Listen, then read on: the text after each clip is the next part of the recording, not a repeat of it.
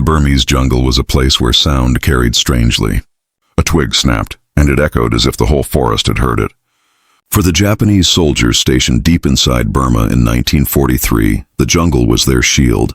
To them, the interior was untouchable, dense, endless, and too far for any Allied soldier to reach. Or so they believed. Then, one morning, shadows moved where none should be. The calm was broken by sudden bursts of gunfire. Explosions tore through supply dumps and bridges went up in flames. Japanese sentries stumbled into the clearing, eyes wide in disbelief.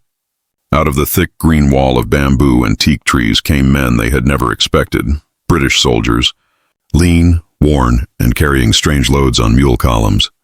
These were not ordinary troops marching in neat lines.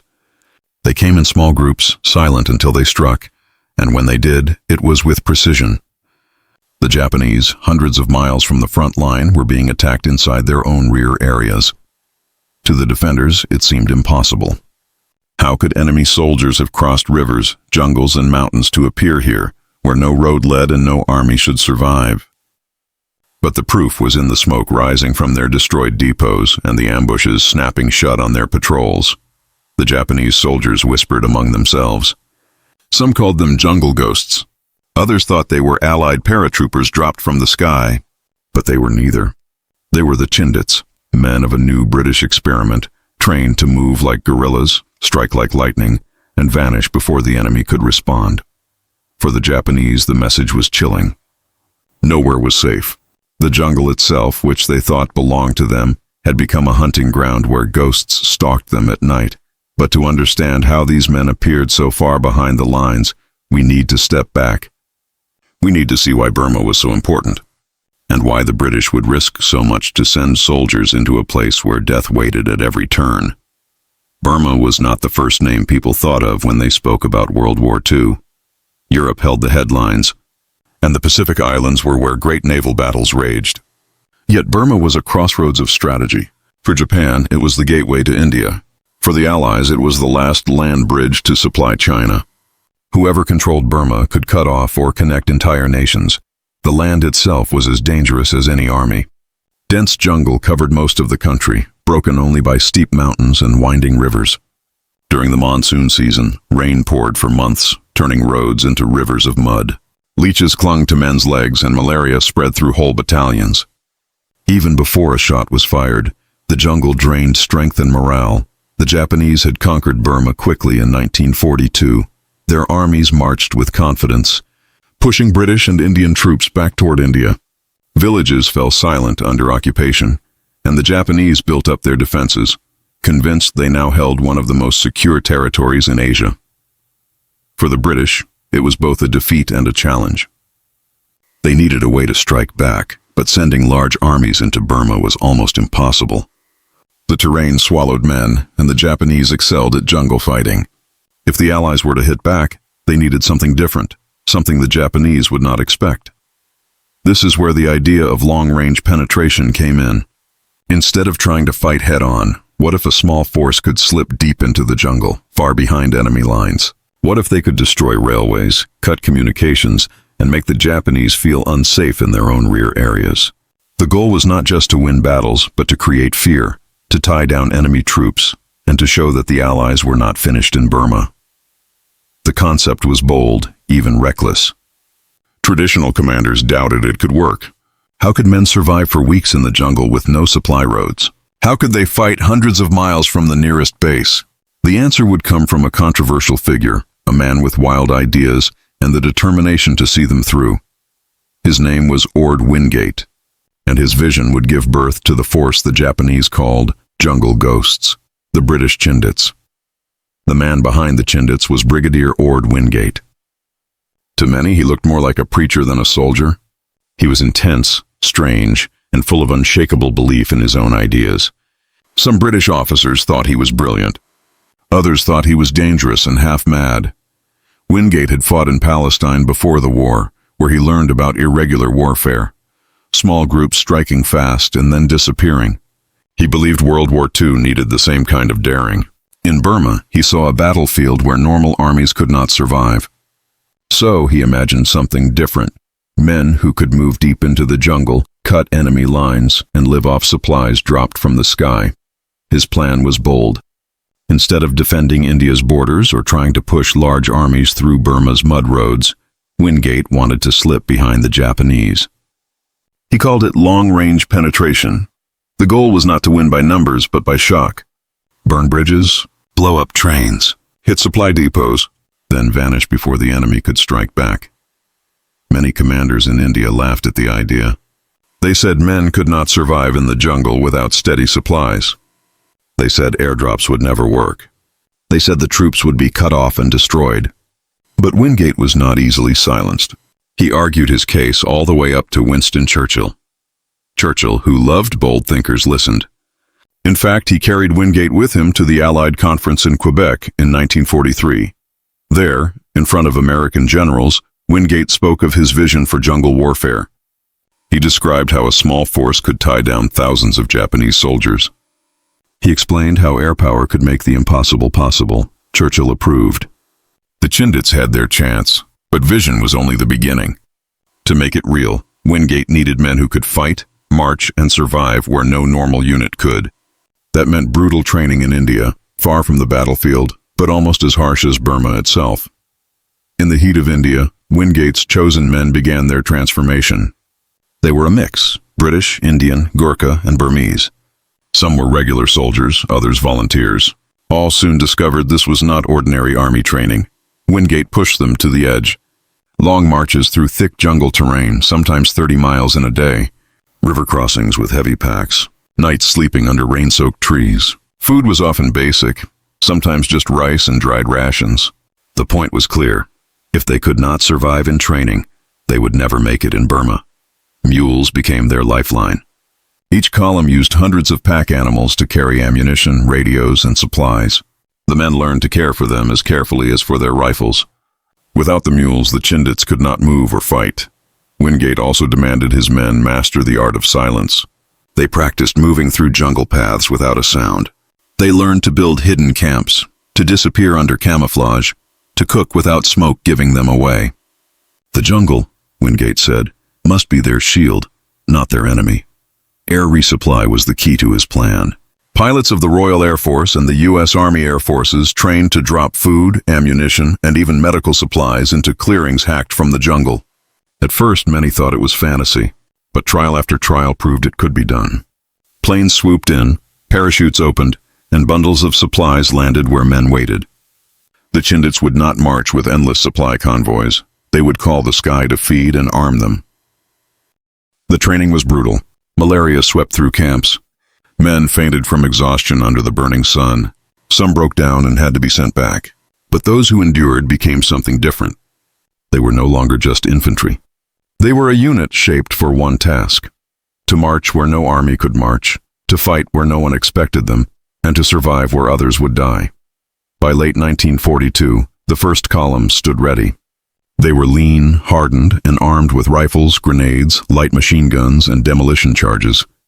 The men were prepared to test Wingate's vision against the Japanese in the very heart of Burma. No one knew if they would succeed.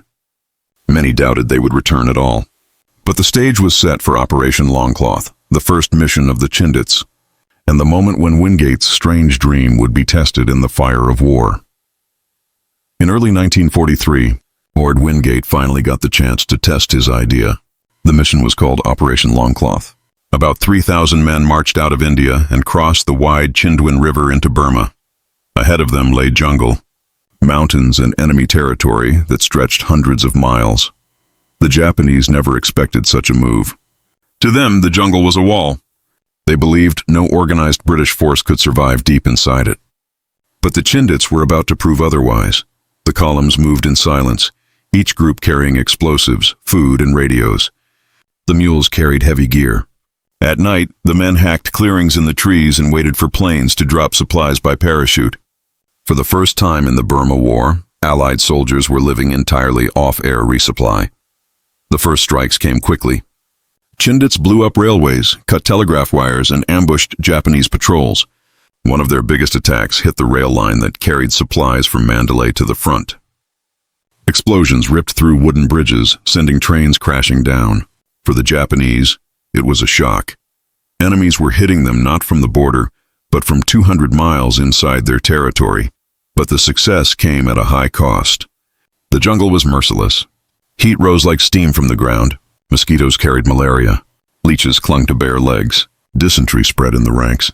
Men dropped from exhaustion. Some were left behind, too weak to continue. Japanese troops also began to react. They launched counterattacks, trying to surround the columns. Suddenly, the hunters became the hunted. In one battle, the Chindits tried to capture a town, but Japanese reinforcements drove them back with heavy fire. Casualties grew. Wingate ordered his men to break into smaller groups and slip back toward India. The retreat was as hard as the mission itself. Men struggled across rivers in monsoon rains. Some who could not make it were captured. Others vanished into the jungle and were never seen again. When the survivors finally staggered back into India, they were gaunt, many half-starved, covered in sores and insect bites. Almost one-third of the force had been lost. By normal military standards, it looked like a failure. But the effect on the Japanese was real. Their commanders were stunned that British troops had been able to march so far behind their lines, strike supply centers, and then escape. They now had to divert thousands of soldiers to guard railways, depots, and bridges, troops that could no longer fight on the front. Operation Longcloth had shown one thing clearly. Wingate's vision could work. Air resupply was possible. Deep raids were possible. The jungle was no longer safe for the Japanese. The Chindits returned in 1944 with larger numbers and new missions. This time their role was even bolder. Instead of short raids, they were ordered to hold strong points inside Japanese territory, bases hacked out of the jungle from which they could launch attacks again and again. One of these strongholds was called White City. Built near a vital railway, it was a fortress of trenches, bunkers and barbed wire supplied entirely by planes. From here, the Chindits cut the Japanese lifeline in central Burma. For weeks, Japanese forces launched furious assaults to destroy them, but the Chindits held, with air power dropping bombs and supplies around the clock. For Japanese soldiers, the presence of British units deep inside their rear was maddening. They faced ambushes on jungle trails, sudden explosions on railways, and machine gun fire from men who seemed to vanish back into the trees. The Chindits struck at night, blew up depots, and disappeared before dawn. Yet the price remained brutal. The jungle was still the greatest enemy. Monsoon rains turned paths into rivers of mud. Malaria, dysentery, and fevers sapped strength. Men carried comrades on stretchers for miles. Some wrote in diaries that the jungle felt alive, as if it wanted to swallow them whole. Still, there were moments of triumph. A single column could wipe out a Japanese supply post with just a few charges of explosives. Others blew bridges that took weeks to rebuild. American planes, flying risky missions, dropped crates of food and ammunition almost every day, keeping the men alive when they would have otherwise starved. The Chindits' presence forced Japan to divert entire divisions to chase them down. Each raid, each ambush, tied down far more enemy troops than the Chindits themselves numbered. That imbalance was exactly what Wingate had dreamed of. Small bands of men creating chaos far out of proportion to their size. But the danger never faded. To be caught in the open by a Japanese patrol often meant death. Many Chindits were killed, others captured and marched to grim prison camps. Survivors carried the memory of both victories and horrors. The sound of sudden gunfire in the trees, the endless march through mud, the sight of burning supply dumps lighting the night sky. By the end of their campaigns, the Chindits had left their mark. They had struck where no one thought possible. They had shown that air resupply, deep raids, and jungle fortresses could change the shape of war. But they had also paid in blood, exhaustion, and lives cut short by disease. Behind Japanese lines, the Chindits had proved themselves both feared and respected. Phantoms of the jungle who lived and fought where no one else could. The Chindits had shown that deep jungle raids could work. But the price was heavy. Every mission cost lives. Some men never came back. Others returned broken in body and spirit. Even when the missions were successful, the casualty lists were long. By the end of Operation Longcloth, a third of the force was gone. In later campaigns, the toll was just as severe. Malaria struck almost everyone. Dysentery left men too weak to carry their rifles. Some went blind from vitamin shortages. At times, the jungle itself seemed as deadly as the enemy. Wingate had promised that air resupply would make these missions possible, and he was right. But even with planes dropping food and ammunition, the conditions were brutal. A soldier might march 20 miles in the heat, fight a skirmish at night, and then collapse with fever. There was no real rest. Commanders debated the value of such losses. Yes, the Chindits tied down tens of thousands of Japanese soldiers. Yes, they blew bridges, destroyed depots, and forced the enemy to spread thin across Burma. But the question remained, was it worth the human cost? Even some of Wingate's allies wondered. They admired the bravery, but they feared the cost was too high for the results achieved. Traditional generals disliked his methods, saying the Chindits were being wasted on missions with little lasting effect. Then came tragedy. In 1944, just as his units were proving their strength in new operations, Wingate was killed in a plane crash. His vision had built the Chindits, but his death left them without their driving force. Many felt the loss deeply. To the men, he had been strange, stubborn, even difficult, but he had believed in them when few others did. Without him, the debate over the Chindits grew louder. Some saw them as pioneers of modern commando warfare. Others saw them as victims of a reckless idea. The truth, perhaps, was somewhere in between. The Chindits had proved that deep penetration operations were possible. They had shown that air power could keep men alive far behind enemy lines. But the price was written in graves across Burma and in the haunted eyes of those who returned. The double edge was clear. Their success was real, but it came with blood, exhaustion, and sacrifice on a scale many questioned. When the war in Burma ended, the Chindits were no more. Survivors went home, often too weak or too scared to continue in service. Their units were disbanded, yet their impact lived on. The idea of long-range penetration did not die with them. In fact, it spread. Later wars borrowed from their lessons. In Vietnam, American and South Vietnamese patrols operated deep in jungles using helicopters instead of mules, but the principle was the same: small units striking supply lines far behind the front. Modern special forces still draw from the Chindits' experience: mobility, surprise, and air support as keys to survival. For Britain, the Chindits became a symbol of endurance in one of the hardest campaigns of the war. The Burma front was often called the Forgotten War, overshadowed by Europe and the Pacific Islands. Yet in that forgotten war, the Chindits left a mark. They proved that even in the harshest jungle, men could fight, survive, and strike fear into the enemy. Their legacy also carried a human side. Veterans remembered the endless marches, the sudden ambushes, the hunger, and the sickness. They remembered the sound of Japanese shells crashing into their jungle strongholds and the relief of hearing Allied planes overhead dropping supplies. Many spoke of Wingate as a visionary, flawed, demanding, but unforgettable. For the Japanese, the Chindits were a constant thorn. The very idea that British troops could appear 200 miles behind their lines forced them to change tactics, waste resources, and live with the fear of sudden attack. That psychological blow was perhaps the Chindits' greatest achievement. Today, their story is often told with awe.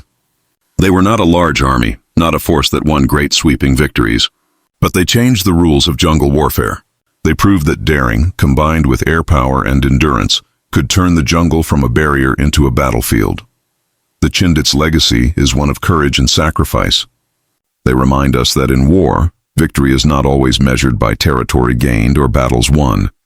Sometimes it is measured by the ability to endure the impossible and force the enemy to see that nowhere is safe. They were ghosts in the jungle, men who walked where no one else dared. And though their time was brief, their impact echoed far beyond Burma into the future of modern warfare.